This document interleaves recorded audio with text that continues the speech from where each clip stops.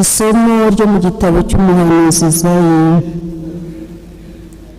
Avuze atyo Uhoraho muri butagatifu wa Isiraheli, uwagucunguye, ni jye Uhoraho Imana yawe, ukwigisha ibikugirira akamaro, nkakuyobora mu nzira unyuramo.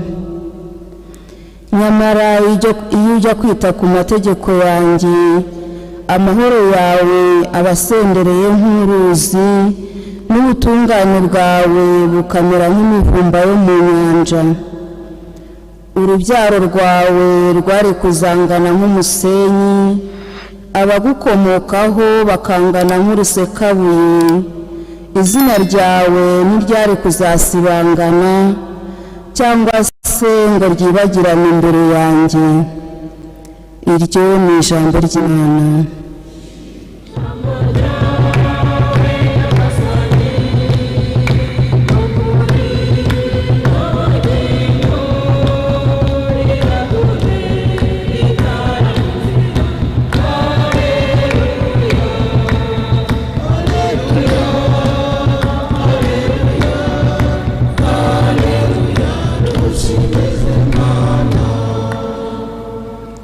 Nyagasani Yesu nabane namwe.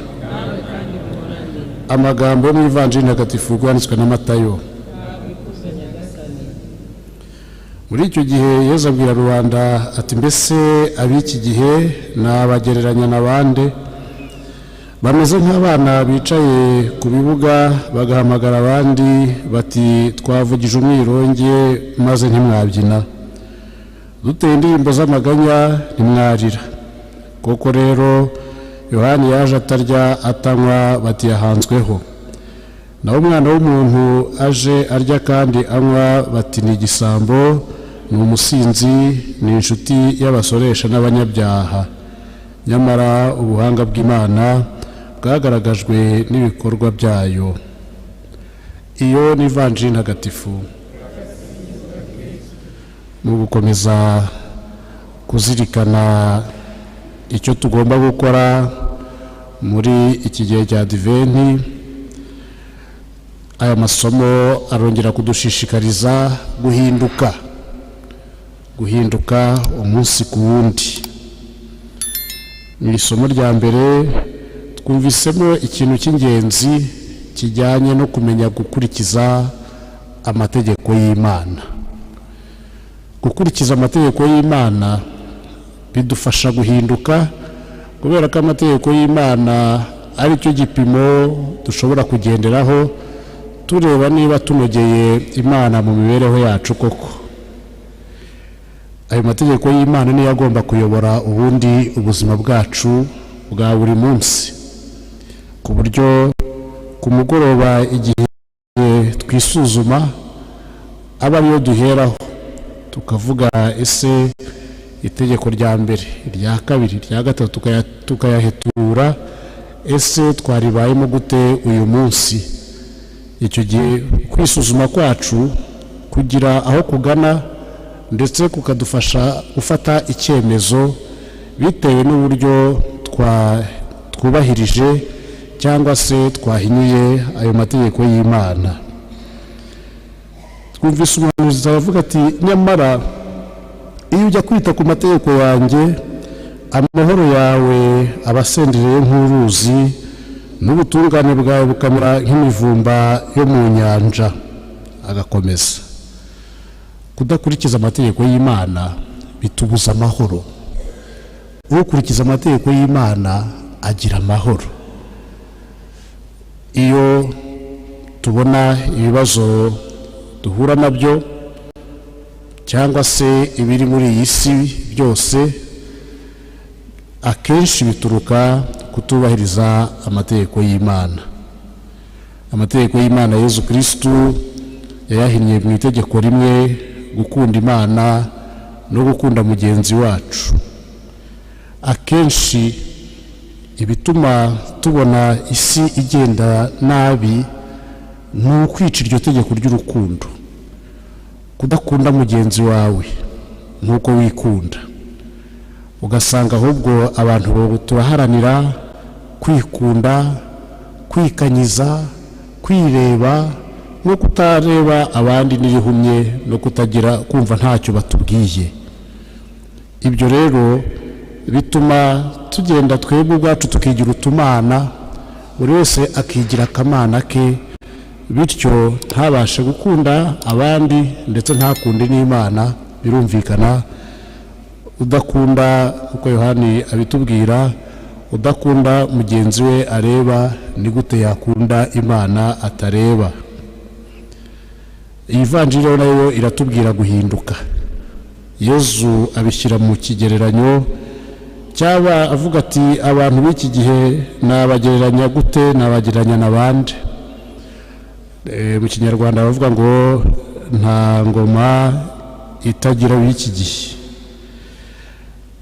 Yesu avuga ngo mu gihe cye akabagereranya n'abana bari ku kibuga, bagenzi babo bagacuranga umwirongi kugira ngo babyine shwi, bakabyanga, bacuranga indirimbo z'ibyishimo, abandi bagakora nkaho ntacyo bibabwiye. Bacuranga n'iz'amaganya, abandi bagakora nkaho ntacyo bibabwiye. Yesu Kristo aranegura abo mu gihe cye kubera ko yabonaga ko badahinduka. Bari aho ngaho, icyo wakora cyose ntacyo kibabwiye, guhinduka ntacyo bibabwiye, kandi barabonaga ibimenyetso. Aratanga rero nanone ikigereranyo kuri Yohani Batista waje nk'ikimenyetso agira ngo bamurebe, nibamureba bakamwumva bahinduke. Yaje mu buryo budasanzwe, ajya mu butayu, abantu bakamusangayo akababwira, bamwe bagahinduka byuzuye, abandi bagahinduka bya nyirarureshwa, abandi ntibanahinduke burundu. Aramutangaho rero ikimenyetso ko ahubwo yaje aho kugira ngo bumve ibyo avuga, barebe ibyo akora, bahinduke, ahubwo baramureba bati uriya muntu yahanzweho, bamucira urubanza nk'uwahanzweho, kandi umuntu wahanzweho ubu ntawe umwumva kuko bamufata nk'uvuga amahomvu n'amateshwa. Yesu Kristo agaruka kuri Yohani Batista kwari ukongera agaragaza ko yari yaje kumuteguriza, aza muri ubwo buryo abantu bagombye kwibaza ibibazo, ariko aho kugira ngo bibaze ibibazo babibone n'ibisubizo byo guhinduka, bafata Yohani Batista nk'uwahanzweho.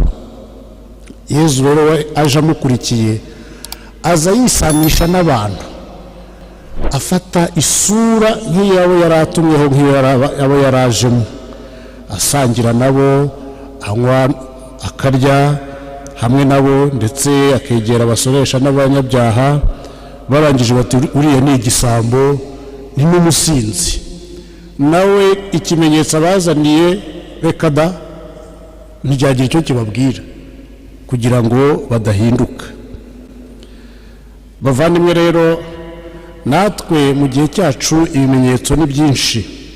Ibimenyetso Imana itwereka, ibimenyetso Imana itwereka mu buzima bwacu bwa buri munsi. Ibimenyetso ntabwo bituruka kure, bituruka kuri ijambo ry'Imana tuba twumva buri munsi. Ryagombye kugenda rikabiba imbuto nziza mu mutima wacu, rikadufasha guhinduka, ntitube nk'aba bana bameze nk'aba nta munoza, batagira icyo bashaka kumva na kimwe ngo bahinduke. Twakwiriye kumva rya jambo ribwirwa umukuru wa Kiliziya y'i Laodiseya mu mabaruwa yandikiwe muri za Kiliziya zo muri Aziya, aho yandikirwa ati wowe ndakureba ariko nkufiteho ikibazo, ntushyushye ntunakonje, urakaza uyazi. Kubera iyo mpamvu rero ngiye kuguruka. Twiyimbire rero, Imana ntizaturuke. Ni ukuvuga ko tugomba kugira aho tuherera, tugomba kugira igice tugaragaramo. Turakonje se kugira ngo dusabe ikibazo cya Roho Mutagatifu kize kidushyushye kugira ngo twinjire mu mugambi w'Imana, cyangwa se turashyushye turi mu butumwa neza, iby'Imana tubihagazemo neza, tubirimo neza. iki gihe rero cya Adventi kitubera umwanya wo gufata umwanya tugira aho tubarizwa imbere y'Imana, tuzagere ku munsi wa Noheli bwa butungane kwa guhinduka Imana dushakaho kwaragezweho. Nyagasani Yezu nabane namwe.